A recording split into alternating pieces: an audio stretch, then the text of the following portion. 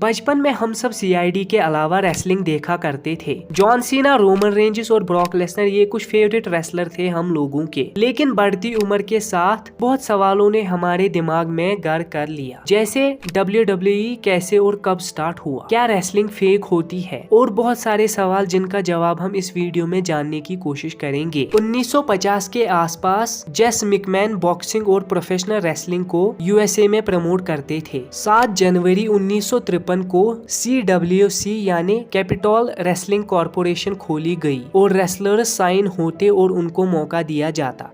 CWC खुद NWA यानी national wrestling alliance के अंडर साइन था, लेकिन 1963 में आपसी झगड़े की वजह से कैपिटल रेसलिंग कॉर्पोरेशन ने नेशनल रेसलिंग अलायंस को छोड़ दिया और जेस मैकमैन के बेटे जेम्स मिकमैन और उनके दोस्त टूट्स मॉन्ड ने अप्रैल 1963 में कैपिटल रेसलिंग कॉर्पोरेशन का नाम वर्ल्ड वाइड रेसलिंग फेडरेशन रखा, जो फिर बाद में वर्ल्ड रेसलिंग फेडरेशन से वर्ल्ड रेसलिंग एंटरटेनमेंट में तब्दील हुआ। विंसेंट केनेडी मिकमैन या विंस मिकमैन, जो कि जेम्स मिकमैन के बेटे थे और एक्स CEO और चेयरमैन थे WWE के, उन्होंने 21 फरवरी 1980 को WWF को नई ऊंचाई पे लेने की ठान ली। अमेरिकन रेसलिंग एसोसिएशन के पॉपुलर रेसलर और एक्टर हल्क होगन को उन्होंने अपने शो पे हायर किया, जिससे वर्ल्ड रेसलिंग फेडरेशन की पॉपुलैरिटी बढ़ने लगी। इसके अलावा रॉडी पाइपर, द आयरन शिक जैसे रेसलर को भी हायर किया जाने लगा। विंस मिकमैन ने अपना ट्रम्प कार्ड तब खेला जब उन्होंने रेसलमेनिया को इंट्रोड्यूस किया और रेसलमेनिया के तीसरे ही एडिशन में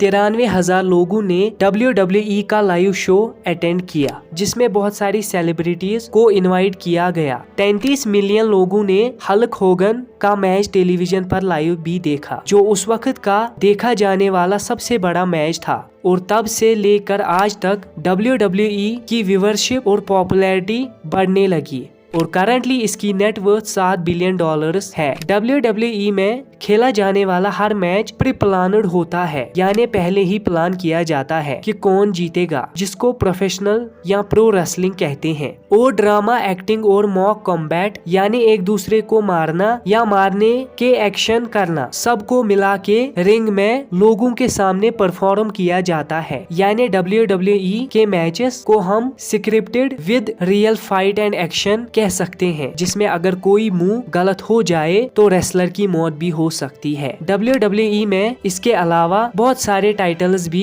जीतने पर रेसलर्स को मिलते हैं, जैसे यूनिवर्सल चैंपियनशिप, WWE चैंपियनशिप और हैवीवेट चैंपियनशिप। 25 मई 2016 को WWE ने न्यू एरा के नाम से ड्राफ्ट पास किया, जिससे पूरे रेसलर्स को 2 शोज में डिवाइड किया गया, रॉ और स्मैकडाउन। करंटली 1 बिलियन प्लस लोगों के घर में वर्ल्ड रेसलिंग एंटरटेनमेंट का सब्सक्रिप्शन है।